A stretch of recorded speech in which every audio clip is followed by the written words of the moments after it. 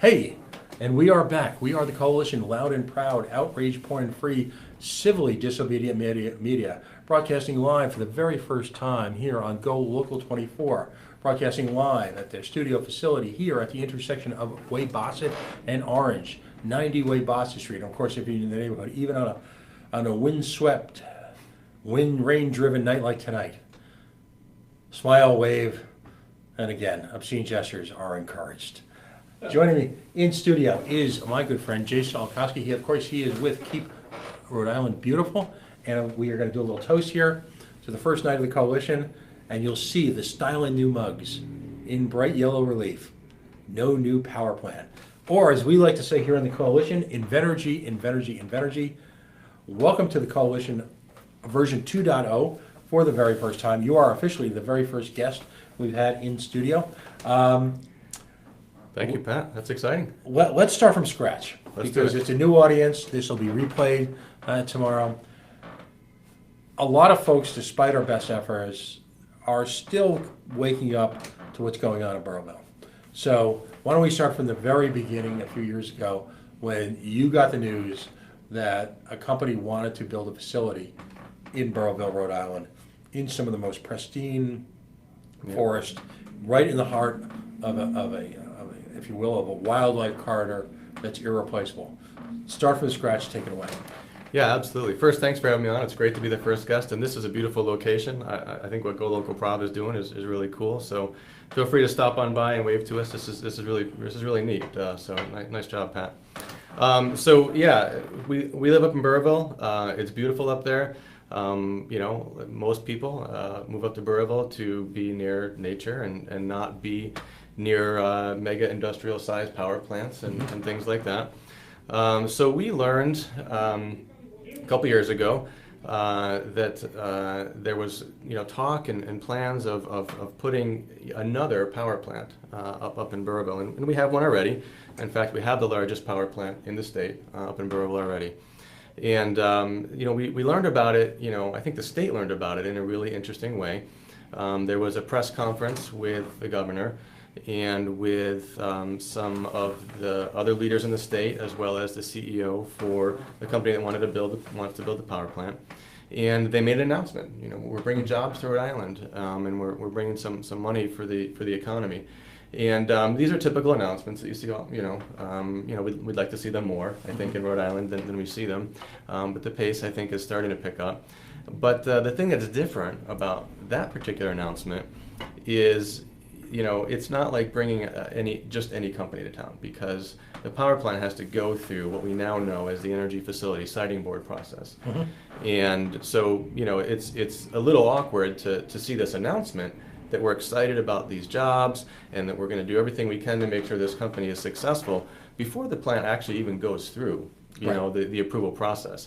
So, certainly I think that felt, a little backward. But I think many people in Burrillville, were open-minded, and we wanted to understand more about what this project was all about. So we began to attend hearings and learn more about this project. And as we began to learn more about it, we began to learn that this was going to affect hundreds of acres. The plant itself is going to clear a footprint of 97 acres in what is right now beautiful, pristine woods. It's in what the state considers one of 9 resource protection areas. And groups like the Nature Conservancy have said that this is a very important area of contiguous forest.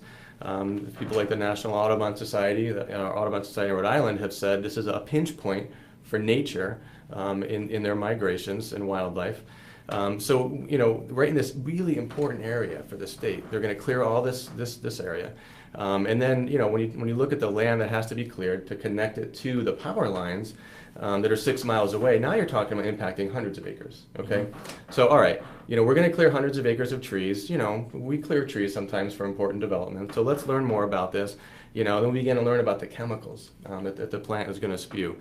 52 chemicals that are known and formally classified as hazardous chemicals, along with over 3.6 million tons of CO2. Now, everybody knows CO2 as a climate warming gas, right? So now we're starting to get more of this picture, right? And then, we hear that they want to use water from a tainted well in Burrillville that was tainted with MTBE. And this is all pitched as it's something that's good for us, right? So, here we are in the citizen of Burrillville, and we're, everything we learn, we're getting more and more scared. And we're thinking that this plant is a worse and worse idea.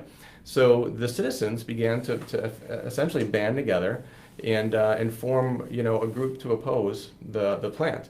And our very first goal was to get the word out, because what we wanted to do was to bring people through that same education process that we went through, right? Because at first, what do you hear about? The story I told. You hear about jobs, you hear about money, you even hear stories about how it's going to lower our electricity bills, right? And as we began to look into these things, and as we attended all the hearings, we learned that that it's not going to lower our electricity bills, that the impact of the state is going to be much less, and we're going to do all of this harm. And so, we began to oppose the plant, and it really began to catch on, because what happens is when people do learn these facts, they become very concerned, and they say, hey, it's not worth it. It's not worth it to destroy the nature and put our citizens at risk. It's not worth it to use, that much water for, a fossil fuel burning power plant.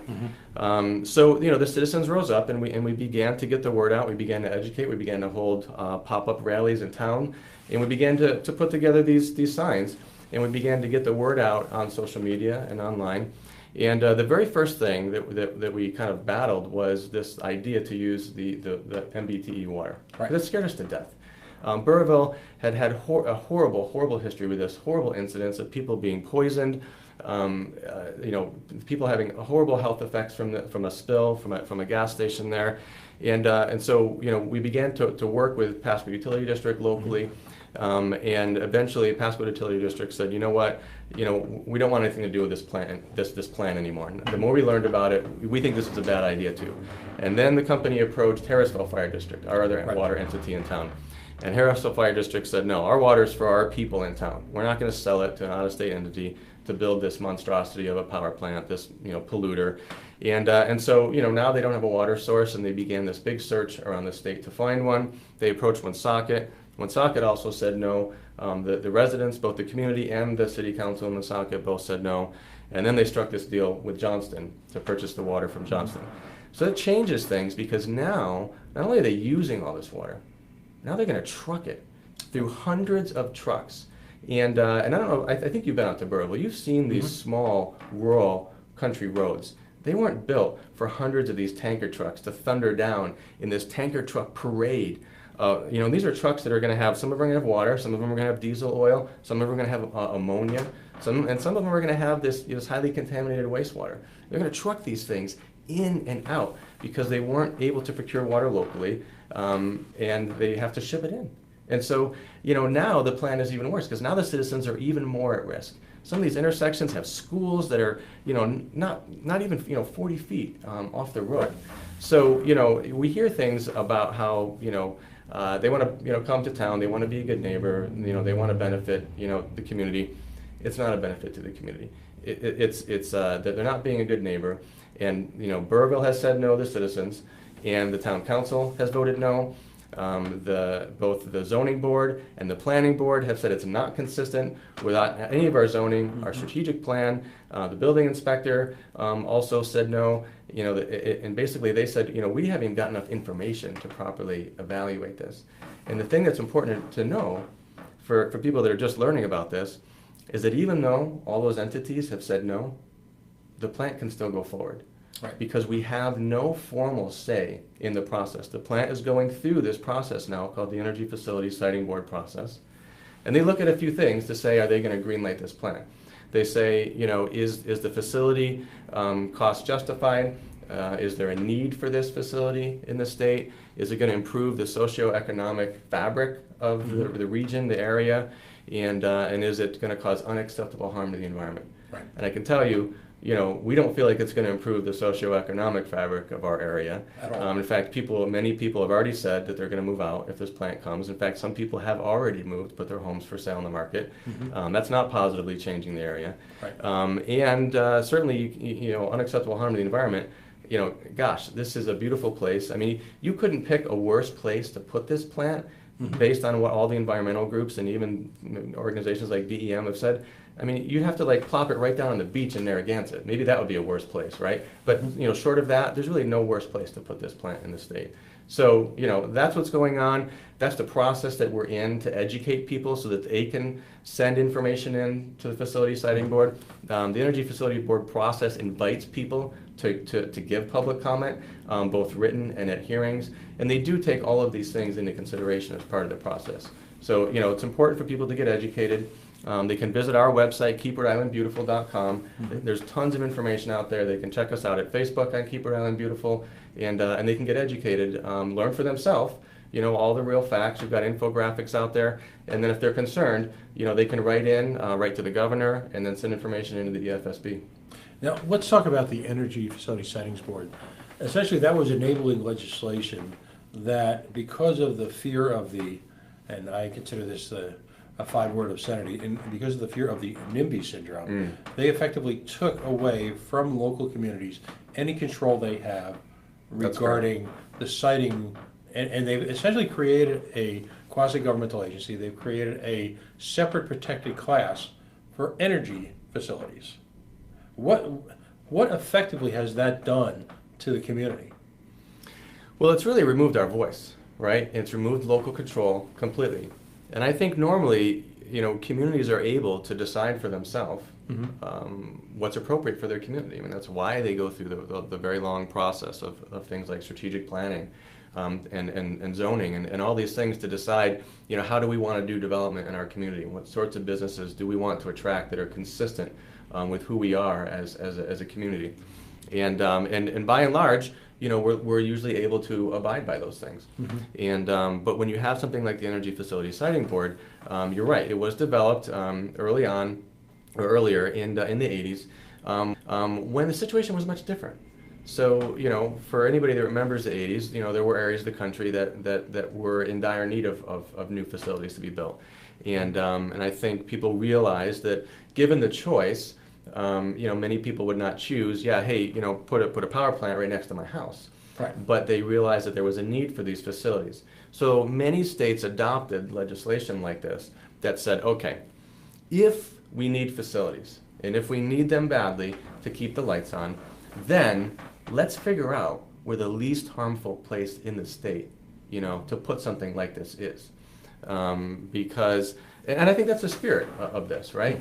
But oftentimes that's kind of not how it ends up working out, because what you have is you have the special interests that are connected to this, that stand to make a profit from this, that go out ahead of these projects and pave the way, and they tout the jobs. They use some fear mongering to talk about how the lights are going to go off in the state if we don't build this, and so then they kind of pave the way with that sort of information, and so then everybody thinks, well, gosh, we need this. We better put it in. And they don't really even begin to look at some of those other things that are supposed to be considered. They haven't even considered any other location in the state. They just said, you know what, there's a pipeline here, there are electrical lines here, and what they thought was access to water at the time, let's put the plant here. And I get that, right? As a business, it seems very appealing to them.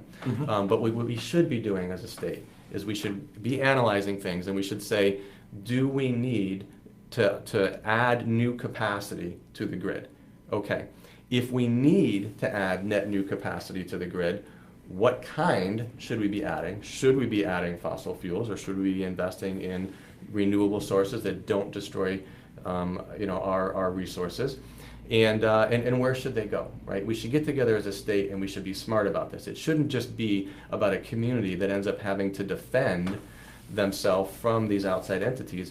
By the way, as I mentioned, a community that already has the biggest power plant in the state, and already has a pretty massive compressor station. So, if anybody knows what it's like, we do. And, Burrillville is really doing its part. So, we get offended when we hear NIMBY, frankly. It's hurtful to us, and it's offensive, because people use NIMBY almost to discredit, or to marginalize a group of people. And, I think somebody fighting, there's nothing to me that's more American than somebody fighting for their own land and their own property and their own freedom. Because ultimately, whose neighborhoods, whose community is it? Whose is it? And Burrillville, more so than most communities in this state, appears to have a multi-generational fabric that goes back in some cases before the American Revolution. You've got real community that's being divvied up, if you will, Yeah. by outside economic forces that, and here's a critical point. The enabling legislation, as you mentioned, calls for an economic justification. Mm-hmm. Now, just within the past 60 days, ISO New England, the governing body, if you will, That's right. the collective regional authority on shared power usage, what was their determination and how did it occur with regard to the potential output of this facility?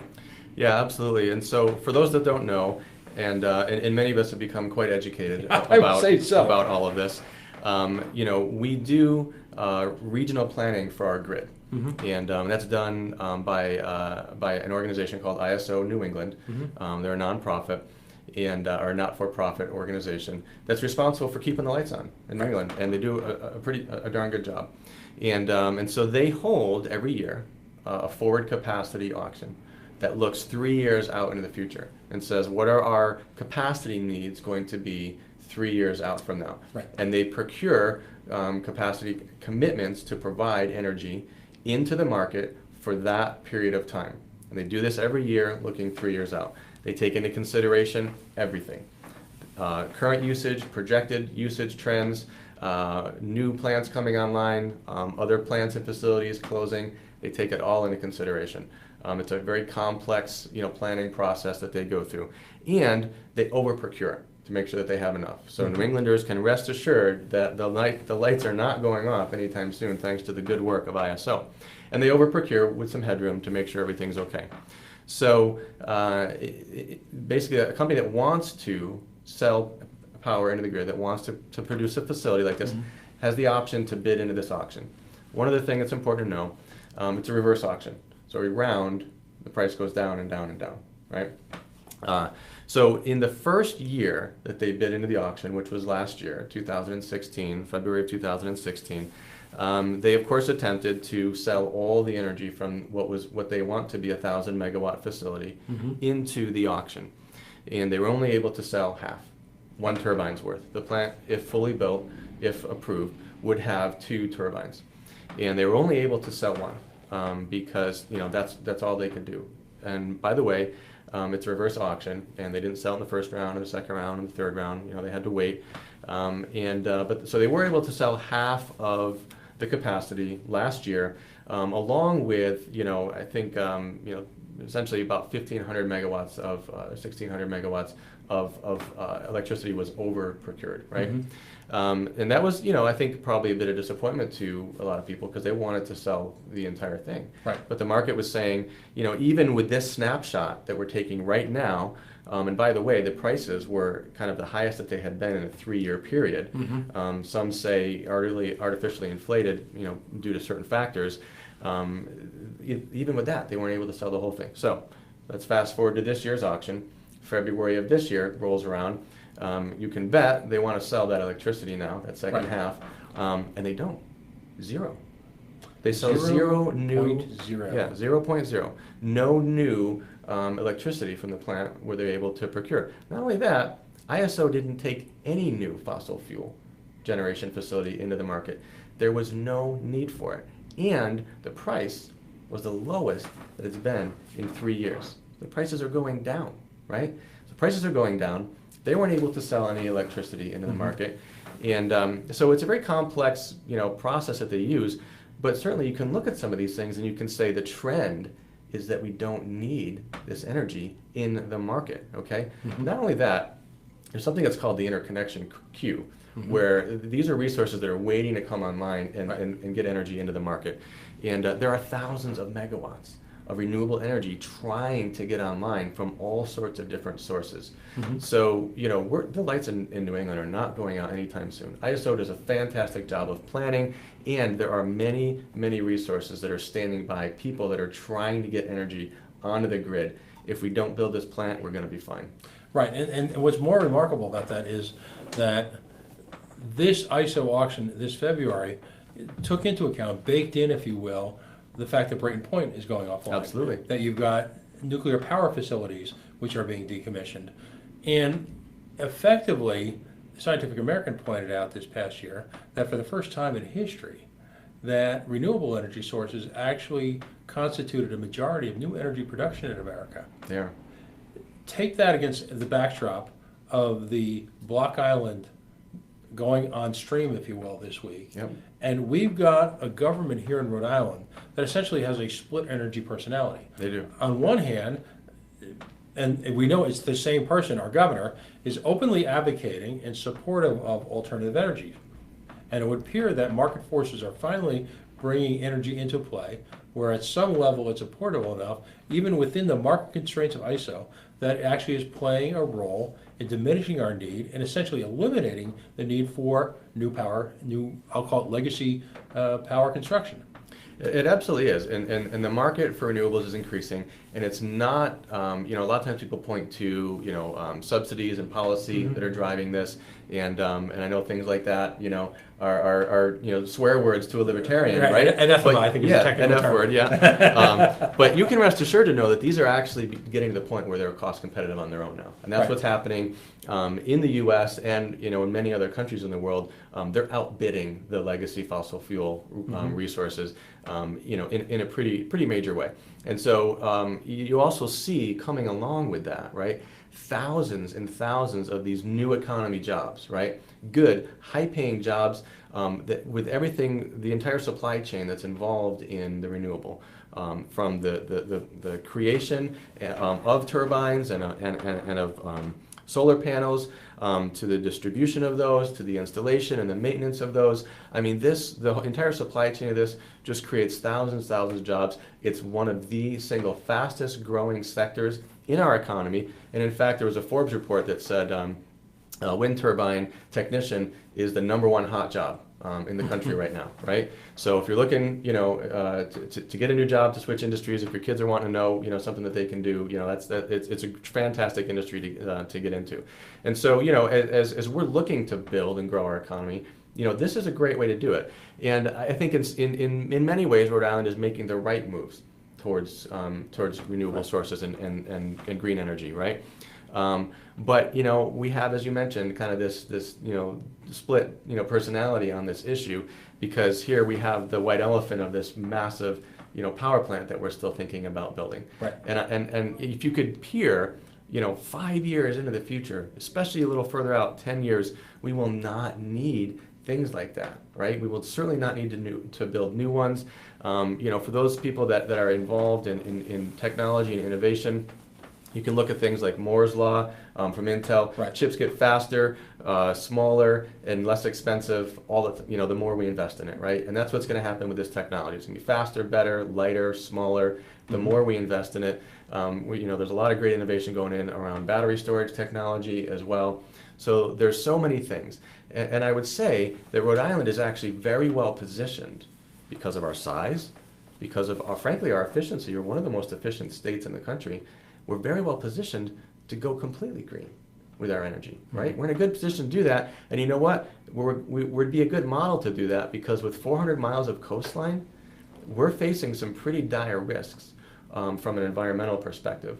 So I've had the opportunity to sit in a couple seminars recently, and these seminars are not from your typical environmental people. They're from people in industries like insurance that are beginning to plan for these effects that are happening now to the state, and that are going to increase with the higher prevalence of storms. The 100-year storm is becoming more frequent than 100 years, and with the rising seas that we're projecting, and the warming seas, this is something Rhode Island is planning on how to make itself resilient.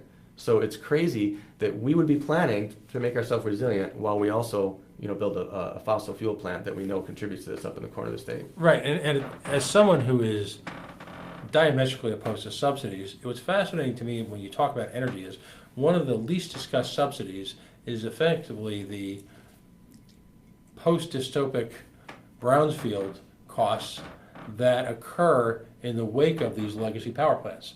Essentially that is a subsidy, because more often than not, that's being borne by the taxpayer. Absolutely. As these companies You're right. leave the mortal coil, as they enter a new chapter in their lives, when faced with these insurmountable costs of cleaning up the mess that they've created. So on top of everything else, we're looking at not only building a plant with the state blessing, in the absence of any local environmental or community-based support, that has really no economic future and has got a technology that's got a clear track record of leaving behind an expensive wake in its men. Yeah, yeah, and that's the truth, right? You're going to build something that's going to permanently destroy a space forever, right? And that's not going to be needed for, you know, in the period not too long from now, right? But yet they're going to build it. They're going to destroy this. A lot of these plants, you know, after they're you know, kind of decommissioned, you know, they sit there, they destroy these areas, and you know, I think, you know, Rhode Island.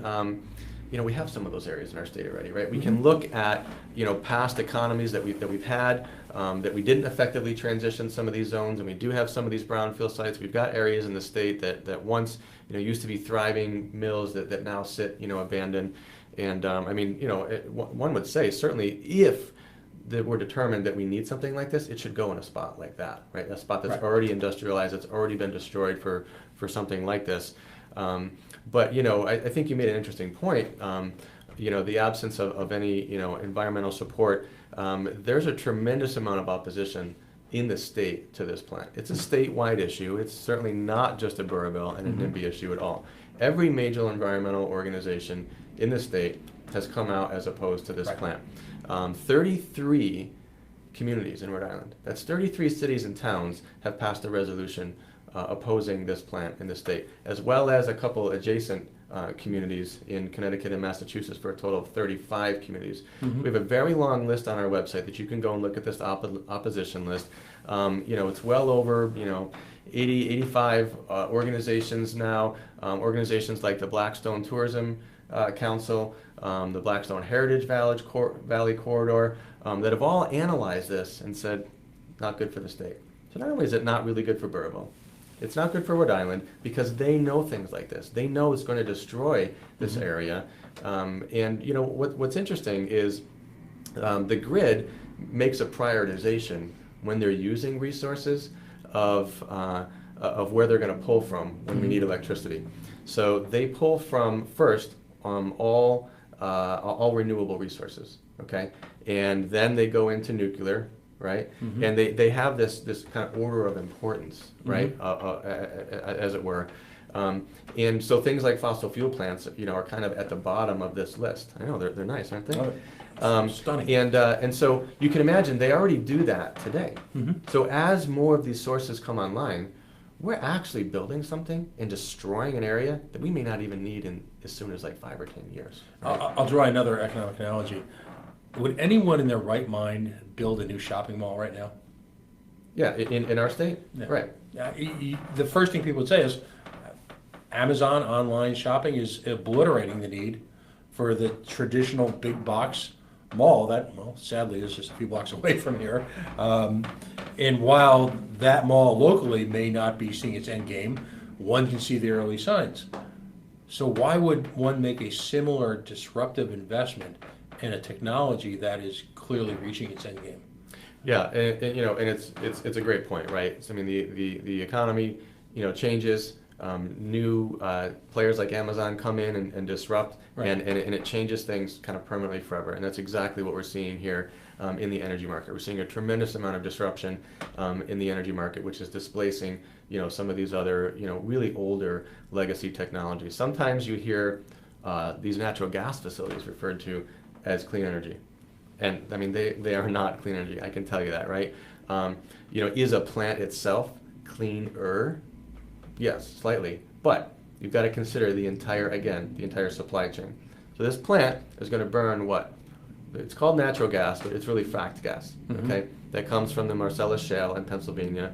And there's a very large movement from all walks of life against fracking because of the devastating effects that it has on these communities. You can go out and watch movies like Gasland, and you can get educated on this. Fracking is not a good thing.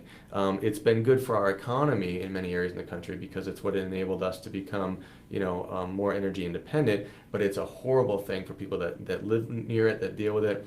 And what's interesting is that the entire fracking supply chain and the extraction of this and the transportation of it along these pipelines, when you add that all together, these plants are no better for the environment than burning coal and things like that. Right. Because methane, when released, goes into the air and it's like 32 times more potent than CO2 is in the air. It doesn't last as long, but while it's in the air, it's extremely more potent than CO2 in its warming effect. So we're not really doing ourselves any favors. Right. You know, for those that would say this is clean energy and this is helping our environment, this is helping with things like climate change, it's not. And you can go out there, you know, you can look at groups like Union of Concerned Scientists. You can download a tremendous amount of information that will educate you that this process, you know, is no better. So the important thing to keep in mind is that it's not clean energy, right? So let's look at some of the reasons that we might do this, right? Rhode Island has high energy costs. That's true. We do. We've got higher energy costs percentage-wise than other parts of the country. And so many people make the connection that this plant is going to lower their energy costs. And if you're a business that's got high energy costs and you're looking to, you know, be smart and make smart investments, that's a concern for you, you know, if you're a homeowner. But this plant is not going to significantly lower people's energy. You don't get a hometown discount because the plant's in your backyard. Right. It doesn't work that way. This energy gets sent into the grid just like all the rest of the energy, and it works within the grid and the market to have an effect. Here's what we do know. Okay, the Rhode Island Public Utility Commission accepted expert testimony from many different groups to form an advisory opinion that they submitted as part of this approval process, the Energy Facility Siting Board process. And the conclusion that they came to in their report, there's three important things to note. They said that it's actually impossible to derive a precise figure in terms of how much it will lower energy costs, if at all. Okay? So impossible to derive a price figure, but that it would be small but meaningful and likely in the neighborhood of 1 to 2%. And that was only for the first 3 years, because that's as far as they can model it out, as far as they can predict it. So, I mean, what's 1 to 2% of your electric bill? I mean, it's not a lot of money, right? And even for a business, right? Is that really what's going to make the difference? We're not going to take the money and invest it. Yeah, no, we're not. So let's take the best case scenario, right? Even if that information proves to be true, let's take the 2%. Again, it's only over a 3-year period. We're going to destroy this area. You know, we're going to harm the environment. We're going to harm the local environment by clearing trees. We're going to disrupt the community of people that live there. People are going to leave. People and families that have been there for generations and generations. I think you're going to talk to my friend Jeremy later. His family's been there for generations. My wife is a third generation, Burvillian. So these families are going to move. It's going to be disrupted for 2% savings in our electric bill in the state. Doesn't seem like a good plan. Right, it's not going to make the town of Burrillville self-sufficient, or it's not going to be like Alaska where you get a check every year. You're essentially against socializing the risk, and you're privatizing the profit. And that's exactly right. From an organization that really has no ties to the community. Get back to the fracking for a second. Why do you think people are so offended by strip mining? A practice that's largely been discredited, and yet they don't see that analogy in fracking. Curious. Well, I think, if I was to be honest, I would say it's, because of the special interests and the lobbyists that have been able to get out there with their message and talk about how beneficial it is to the country, right? Mm-hmm. There was a period of time where, we were, and in fact we still do, import, oil and these type of things from, countries that wish us harm, oil and gas and things like that. So, these innovative methods that we've done that are more environmentally harmful, I think some people feel like they're also what's given us some energy independence. Now, there's also some other ways that don't kill the environment that we can gain energy independence and invest in those, and that's what we're trying to advocate for. But, frankly, I think people need to wise up a bit, and, I would say even people like myself, Pat, were kind of asleep, maybe we're not highly tuned into these energy issues, right? We're mothers, we're fathers, we've got jobs during the day, we're busy, we don't have time to get educated in some of these issues. And so we don't peel the layers of the onion back to really learn, what's going on, and we don't see, how bad this stuff really is for a community. And we hear the ads on TV, we see the ads on TV that are funded, by an industry that wants to continue to make a profit, and we take them at face value, right? Right. And we shouldn't, right? Because the more we learn about that, obviously we know, why they're running ads like that, why they're investing in getting, certain message and talking points out there. But the tide is turning against things like fracked gas. Now, we don't do any fracking here in Rhode Island, so we don't see the negative effects of that. But in the communities that do, it's really awful. So, entire areas and states are banning fracking. Fracking is being banned more and more all over the world, as a really dangerous and harmful process. And in fact, a process that we don't actually even know just how dangerous and harmful it is, because this mixture of chemicals is completely private, right? It's confidential information to these companies, and so as they extract the gas out, from these areas, they fire in this water laced with chemicals, and what do they do with that water when it's done? Well, they just they throw it back in there and they leave it in there, right? And so it's incredibly dangerous and disruptive, to communities and to the environment. So I think most people just haven't kind of been educated, and some people see it maybe as a fringe thing, and I can tell you, like, I'm the farthest thing from a fringe environmentalist, right? Right. But until it happens in your community, until it happens to you, sometimes you don't notice, right? And so there are times when I feel like I'm a bad father, because I didn't pay attention to what was going on over there. I didn't listen to the activists that were trying to make noise. I initially wrote them off as people, well, of course, they're always opposing these fossil fuel things, and they're just, maybe they're paid professional activists. I don't know, right? And now we know that there's a very good message here that we should all wake up and learn from. And I feel like I was very much asleep for a long period of time, and now I'm awake, right? I realize some of these things. I realize we don't have to do this, that we have alternate means. And do we need electricity? Absolutely, right? Am I anti-business? No, I'm pro-business. I'm pro-development. I'm pro-technology, and we do need electricity, but we got to do it in a smart way that doesn't destroy our communities and that makes our state stronger. Right. And what's remarkable about this, as I've gotten to know different people in the community, really from the business community, from the political community, local folks calling in, giving testimony to the impacts on their lives and their families' lives. The degree of unanimity that exists in this transcends all political, social, and just about every social boundary imaginable. It really does. Protecting the environment, responsible planning, protecting our families, and a sustainable future is an issue that's for everybody, right? It's not owned by the Republicans. It's not owned by the Democrats. It's not owned by the conservative or far right. It's not owned by the Progressive Party. The level of as you mentioned, unanimity on this issue is incredible, right? So, you talk to people that have been involved in the political arena in Rhode Island for many years, and they would tell you, we have never seen this many communities united against something in our entire life, right? I mean, how often do these groups of people get together and agree on this?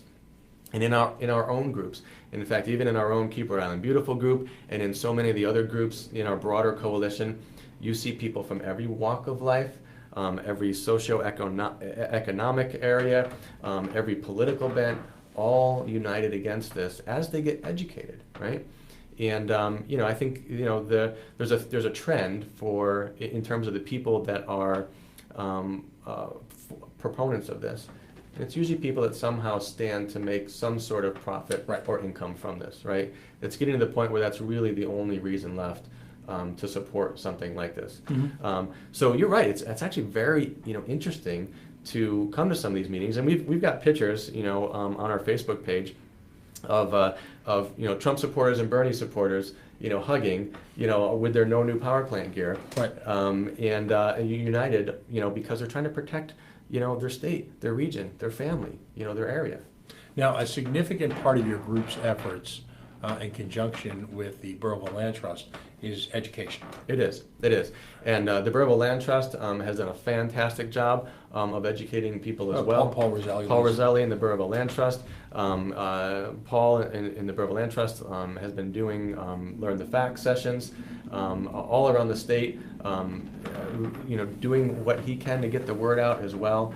And it's this very broad coalition of many different groups, that are really focused on educating. Because as we mentioned, once you get the word out and once you teach people the facts, and listen, we're not trying to be slanted in any way.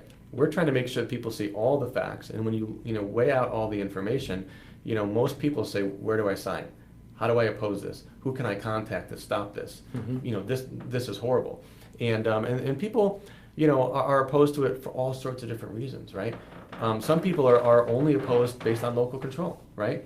Maybe, they're not that concerned about the environment. They haven't seen, kind of the impact of that yet. And maybe they don't believe, some of the science and things that they're seeing. But they say, you know what? This community has said no, and that should be enough, right? The entire community has voted no. Right.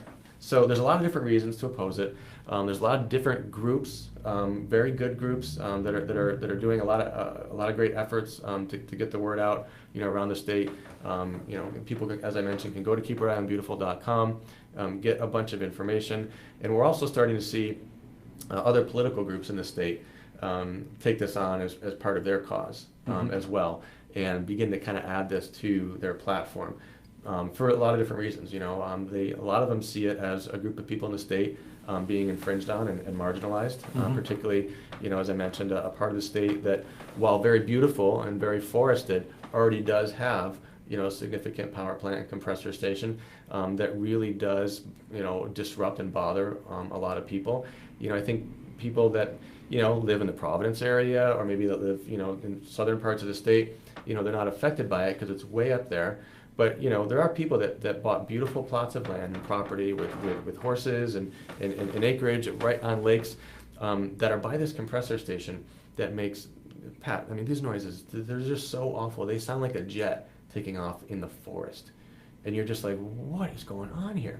And you're not talking about this happening in a really loud area. You're talking about this happening out in the forest. And this noise travels for miles and miles and miles. And I am miles away from this, and I can hear it at my house. I remember the first time, I remember asking my wife, I said, do we have trains in Burrillville?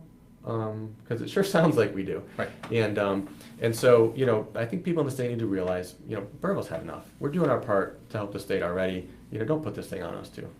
Do you have a message, and first of all, I want to preface this question with how remarkably politically mature your organization is.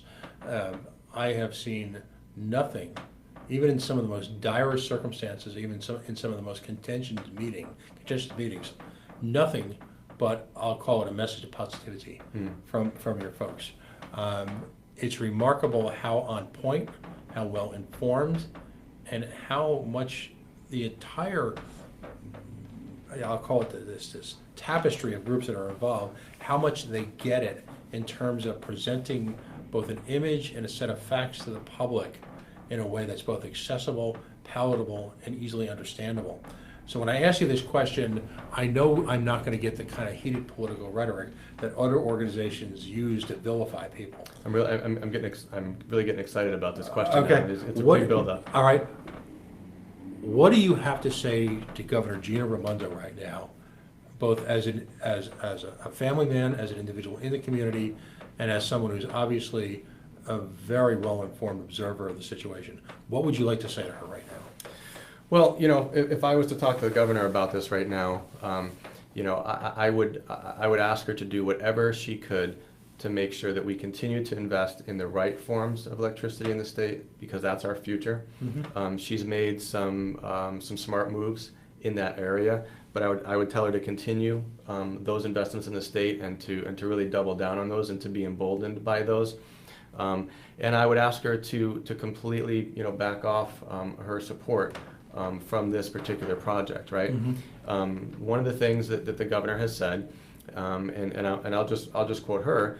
She said that she is neutral on this project now, because she said there is a process. It has to go through this particular process, and she's not in a position to influence this process, one way or another. lest she, exert herself unduly. But she has followed that with saying, if there are issues with this plan, if there are, environmental issues, if there are safety issues, then she expects that the plant, wouldn't go forward. Well, I can tell you, Pat, there are issues with this plan. We know that there is issues. We're the ones that have spent hours in all of the workshops, in all of the hearings to hear about these. You can go out to our website, keeprhodeisland.com/facts, download our fact sheet, and you can see these facts are straight out of the application. All the risks to our community. So there are issues with the plant. And we know right now that this is going to cause damage, it's going to cause risk to our communities, particularly this plan to truck water through the streets. So I would ask her to think about my family, right, and the families of hundreds and thousands of other people in Burrillville that are going to be negatively affected by this plant. And we say, who looks out for us? Who protects us, Pat? Right? Who looks out for our interests? And just so that we can create a small number of jobs for a short period of time, we're going to put an entire community at risk. Yeah. So I would ask the governor to continue to invest in other ways of producing electricity. So that we don't need to do things like this. There's also legislation that is being submitted to change the makeup and the process, because it's a very interesting process. There's only 3 people on this board. They all do report to the governor in their day jobs, right? When they're not serving on this board. And we think that the process could use some work, right? It hasn't been updated in many years. It's an outdated law. It's been displaced by so many other new ways that it needs to be revamped. And so we would ask for her support on that legislation as well. And we would also ask for her support with the carbon tax legislation, because that begins to put renewable technology on a level playing field, right? And I think carbon tax is an idea whose time has come, Pat. And I'm not sure what you think about that with your the jury's still out for me. Exactly. But I want you to think about it this way. We used to think that smoking was good for people. Mm-hmm. We used to tell people that smoking was good for you, right? And we know now that it's not, right? And it took a lot of horrible things for that to happen, right? And it was the same sort of process of lobbying that protected that for so long. And we tax the heck out of that stuff now, right? And for good reason, right? And for someone that smokes, and if you want to smoke, that's your thing. It's your decision to make, right?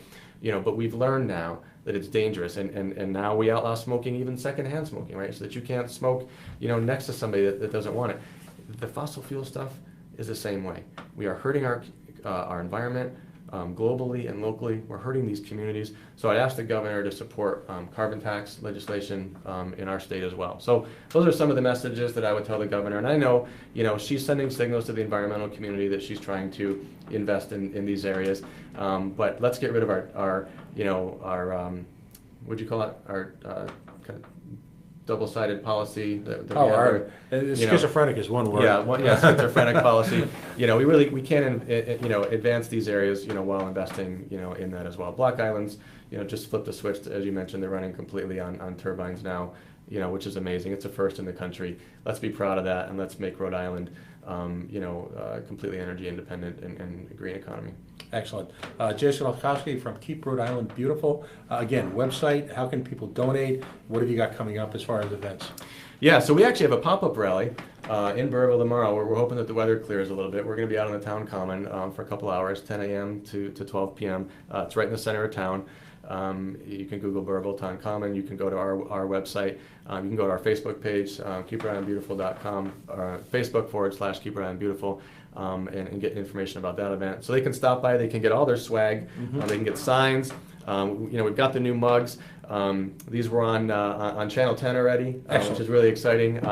We've got pens, and I got to tell you, like, the signs are becoming a really hot commodity in the state. Absolutely. Everybody's asking for these signs, and they're popping up all over the state. We get emails from literally all over the state from people that want to have a sign. So it's actually becoming, pretty in vogue to grab a sign, show your support, for the movement against the plan. Whoever was nice enough to drive to North Cumberland, because I can see the Massachusetts border from my front lawn. That's right. Whoever was nice enough, I came home one day, and much to my delight, the sign was up. Whoever did that, whoever's out there, thank you.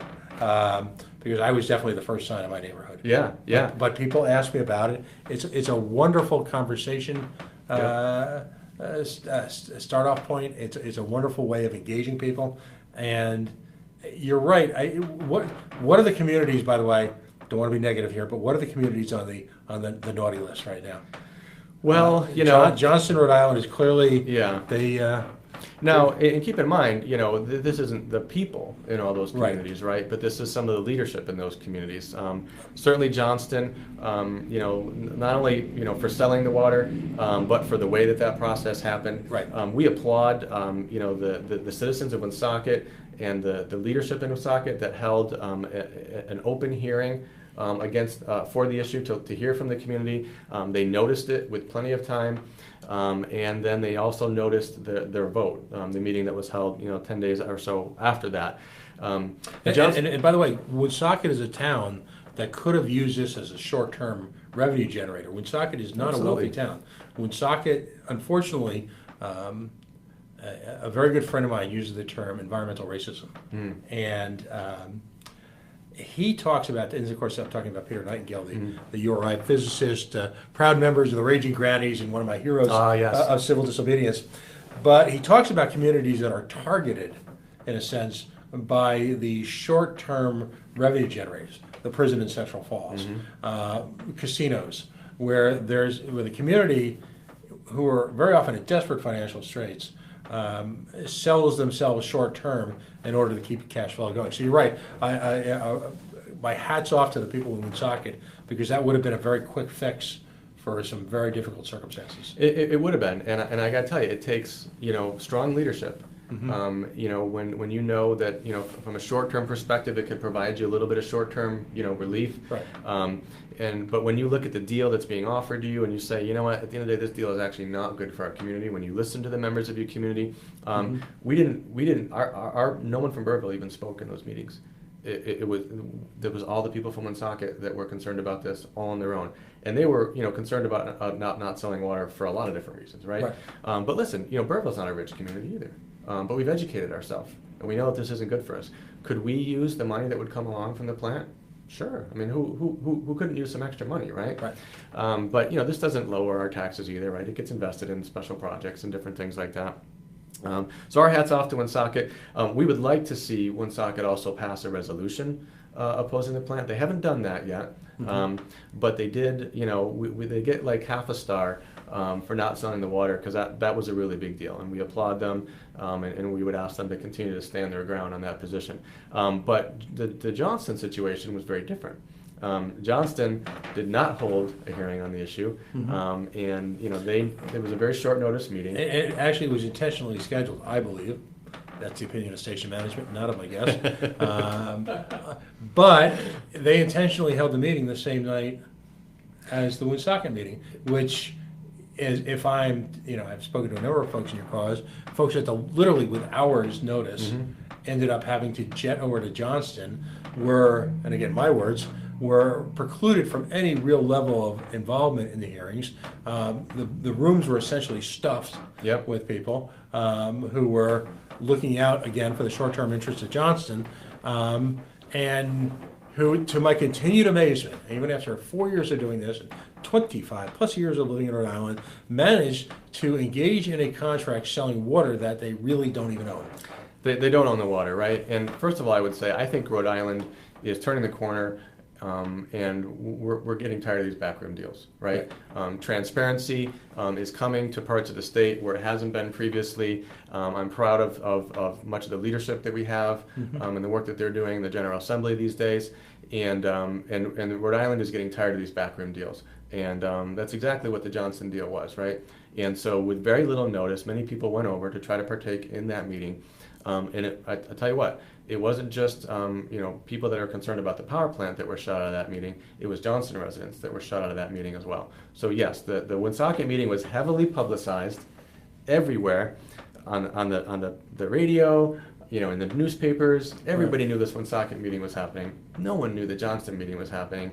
It was noticed. They followed the rules by noticing it with the minimum notice on the Secretary of State's website only, not through kind of typical channels where they might notice other meetings. I'm not very involved in Johnston politics, so I don't know what they normally do, but I can tell you that it was a surprise to a lot of people. They upheld the law, not the spirit of the law. Yeah, exactly. And I think what's interesting about the Johnston water deal is they don't own the water, right? Woonsocket was at least going to sell water, that they own, okay, that they have access to. Johnston is selling water that they get through a wholesale agreement they have with the Providence Water Supply Board. Right. Do you know where the Providence Water Supply Board gets their water? The Situate Reservoir. Right. Rhode Island, I think it was Rhode Island Monthly, had a fantastic piece on the creation of the Situate Reservoir, and that was a very controversial project at the time. People lost their homes, they lost their property. Along the same lines as the Quabbin. Yeah. Absolutely. Yeah. They lost their lives. People committed suicide. I mean, the building of this reservoir was a huge deal. 60% of Rhode Island gets their water from the Situate Reservoir. And Johnston, has this deal that goes back to 1915, okay, that says that they can sell water, they think that they can do whatever they want with that water, right? And an unlimited amount of it, right? So Providence is very against Johnston using the water this way, but they looked at their contract and they said, we don't really see a way to stop Johnston from doing this. Mm-hmm. And so Johnston is making a buck at Providence's expense, right? So think about this, if you're Providence, if you're the mayor of Providence, right, and you're looking out for the city of Providence, they bear all the risk in that situation. They have all the bonds. They have everything to do with the reservoir, and the water system is on them. They own it. They distribute some water to Johnston, and now Johnston turns around and sells it to an out-of-state company for a power plant in another city in the state that's going to be trucked along roads, right? And so it's not a fair deal to the people of Providence. It's not a fair deal to the people, in Rhode Island, really. So a lot of people around the state, people that don't even care about the power plant issue, are very concerned about the water alone, right? Particularly in a period where we've been in a drought for such a long period of time. People are under water restrictions. Farms are having trouble, and we're going to sell water, to this power plant, right? If there's any benefit of this drought, is that people have a clearer understanding in this environment, in this world at this point, of much like the local war movement and the food movement, people now understand where their water comes from. It is not exactly just some amorphous resource that's out there. It's a public trust that needs to be dealt with in an open, transparent manner. Yeah, absolutely. There are communities in the country where they pay more for water than they do for gas because of what has happened to their local water supply. Right. And I will tell you what, Burville understands that because of the MTV contamination that we went through, right? Burville was having to truck water. People had to go, to the fire station to pick up these huge vats of water that they would fill, take back to their house, and do those outdoor shower things. And this is not a generation ago. No, this is just a few years ago. This is right. This is like a decade ago, right? So, until things like that happen, again, until it happens to you, you kind of don't wake up and you don't realize how important some of these things are. People should know where their food comes from. People should know where their water comes from and take a more active interest in protecting those important resources. Water is becoming, increasingly scarce globally, and the amount of communities that are called water stressed is on the rise, significantly, not only globally, but now here, even in our own country. Well, you only have to go over to Massachusetts border to the MWRA districts to understand that overdevelopment and poor planning have led to water issues right within our neighborhoods. Mm-hmm. I mean, right over the border of Massachusetts. So it's... and power plants are actually a significant user of clean water in our country.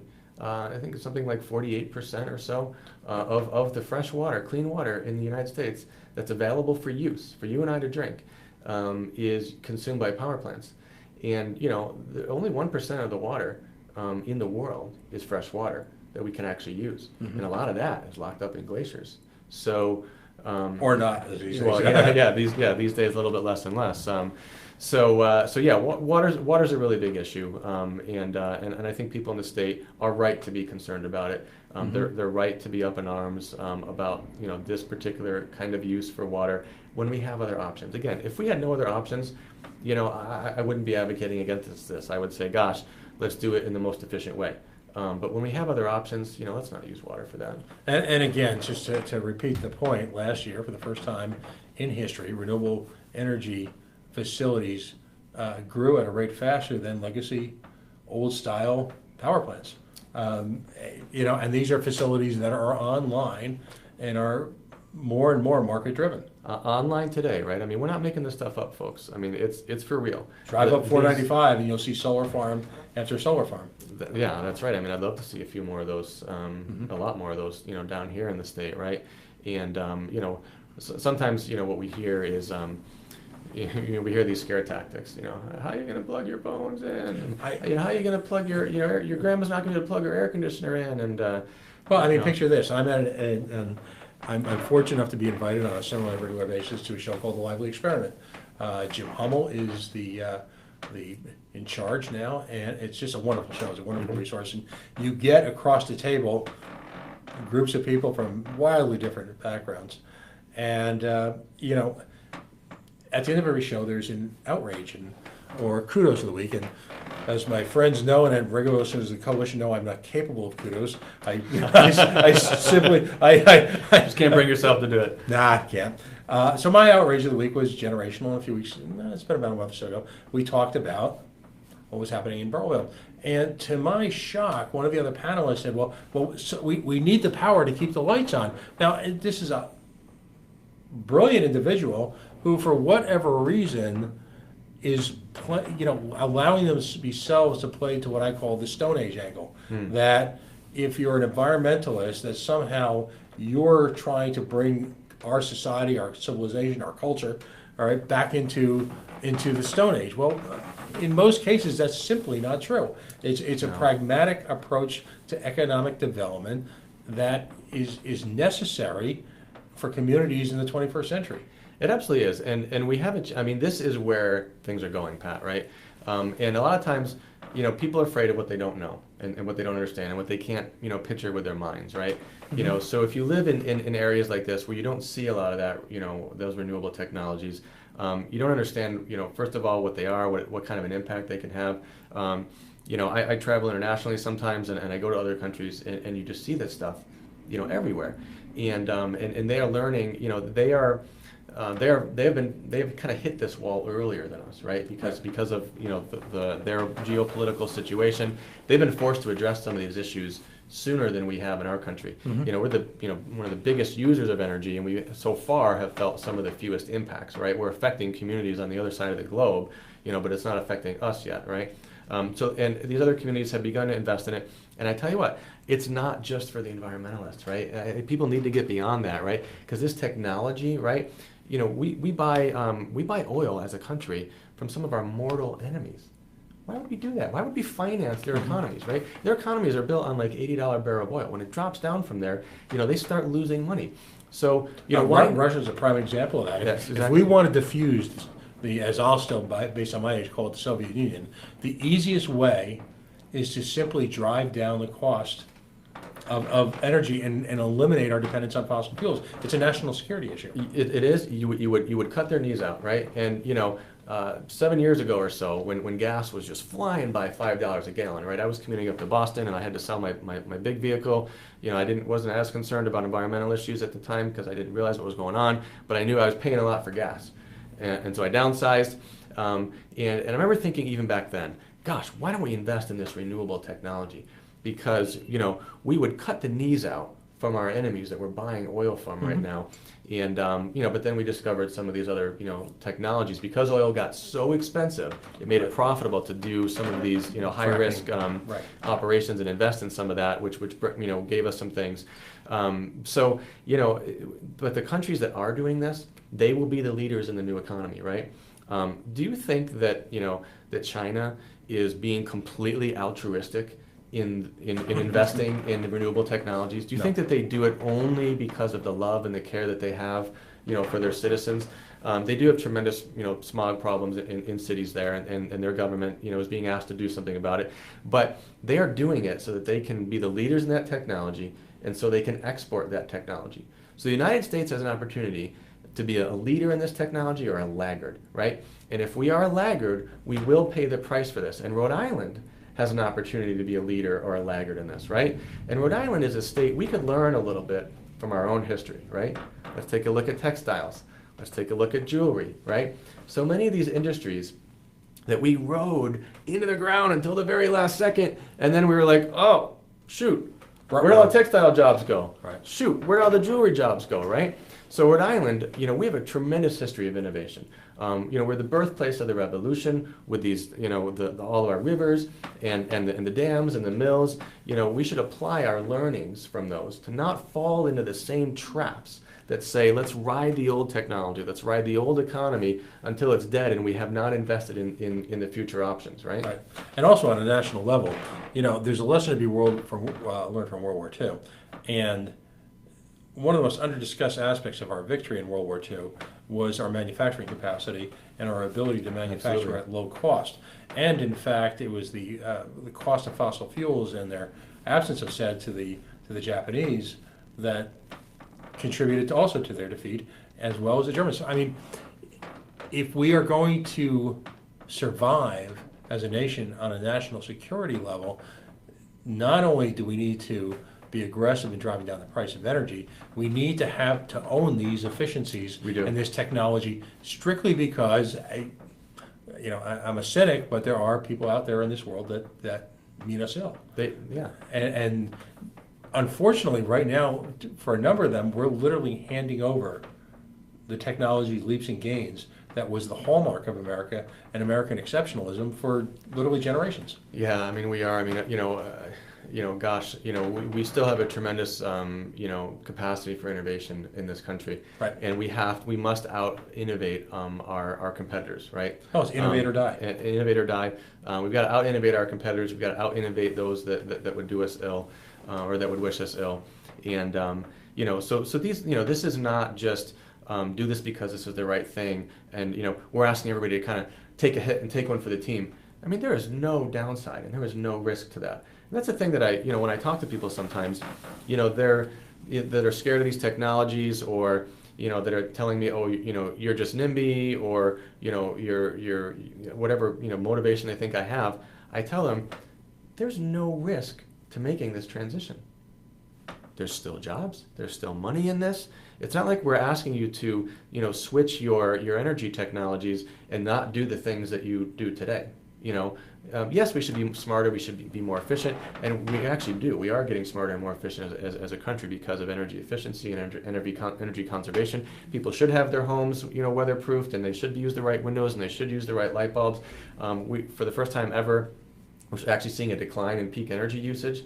We're declining 2%, right? So our economy is growing, our GDP is growing, but yet our energy usage is declining. That's remarkable. Let's continue those trends, but we're not really asking people to do without.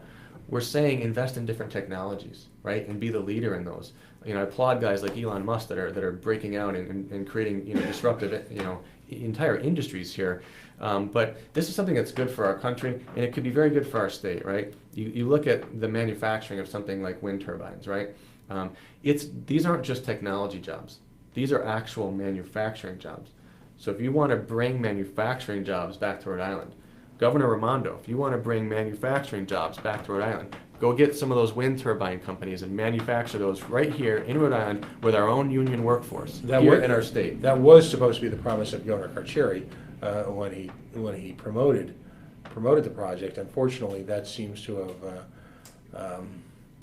have that seem to have fallen by the wayside. Well, yeah, but I mean, not even, I'm not saying, manufacture even the turbines that we use. Let's manufacture them here and ship them out in other places, right? Battery technology, right?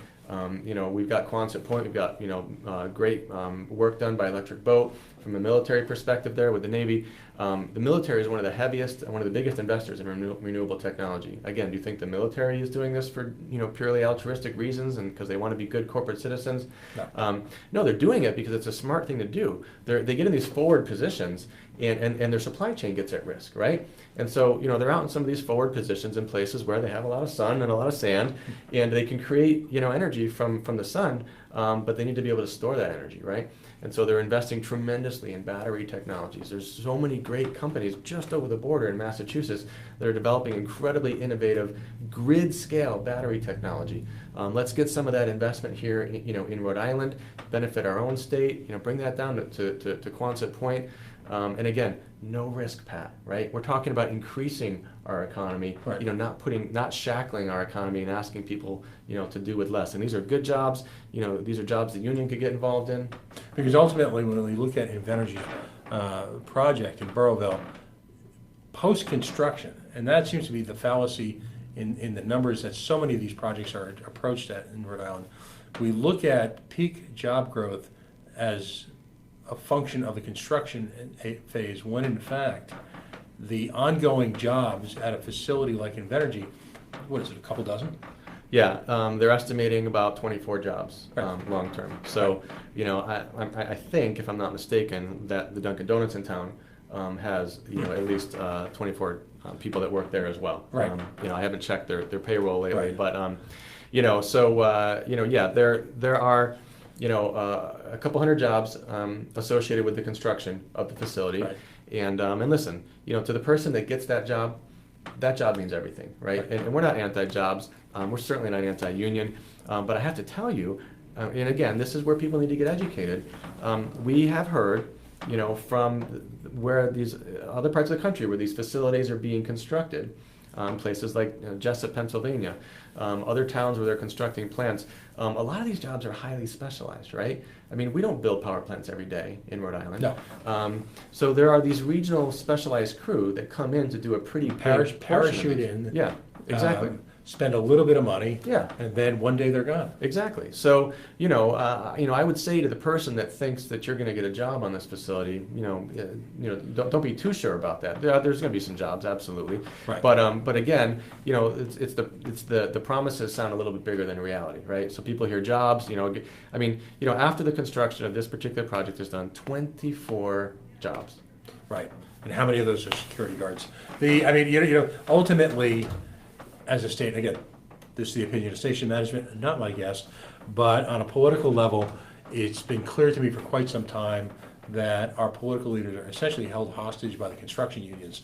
Again, the people in those construction unions, and I am a big believer in private labor unions, certainly those jobs, as you so aptly put it, mean the world to them.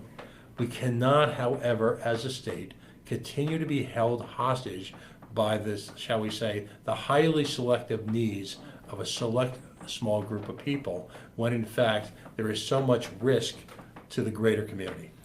That's exactly right, and I'm certainly not going to name names of anyone, but if you speak to those individuals, they're a little concerned about the prospect of building something like this. That's going to introduce risk, and that's going to hurt people. And I know people need jobs and people need to work, and I've been out of work before. I know what that's like. But certainly, we wouldn't build a cancer factory just because we knew it was going to create jobs, right? And we know things like this cause harm. Well, but the sad part is, if you look across the state's recent history, we routinely invest in what I'll call vulture facilities. Going back 15, 20 years ago, we built a mall, and I've never seen statistics published to the overall, whether or not that mall has been accretive to retail trade here in the state, or whether or not they just simply siphoned off business from other from other malls, from other, other right, areas. Yeah. right. We look at the casinos here in the state. As I mentioned in my earlier segment, we've granted an exclusive monopoly, if you will, to a particular corporation who essentially is on the gravy train for every gambling casino dollar spent in the state. In all of these cases, individuals through this monopolistic income flow are able to subsidize other industries which compete against people playing fairly in the open market. It can't possibly be good for the economy, and on a certain base level, it's simply wrong to take tax dollars away from people and hand them to someone else because of their political connections or whatever perspective that they've got in the community. It's just simply wrong. We're sitting here in the middle of downtown Providence. We're across the street from Tommy's place. We're down the street from a couple of hotels. Is the cash flow that's allowing the creation of a hotel at the casino in Twin River, all right, is that fair for that? Ultimately, in this state, we've got a finite capacity for spendable income, disposable income. And to the degree that all of these investments, their word, not mine, take away from disposable income from people who are playing fair, using their own risk capital, that the message that sends to everyone in the community is that some people are more equal than others, and that you need to pay to play. Yeah. And whether it be, in this case, the economic and the I'll call it the environmental racism, as my good friend Dr. Peter likes to say, Dr. Peter Nightingale, it plays itself out in so many different ways for the benefit of a very select few.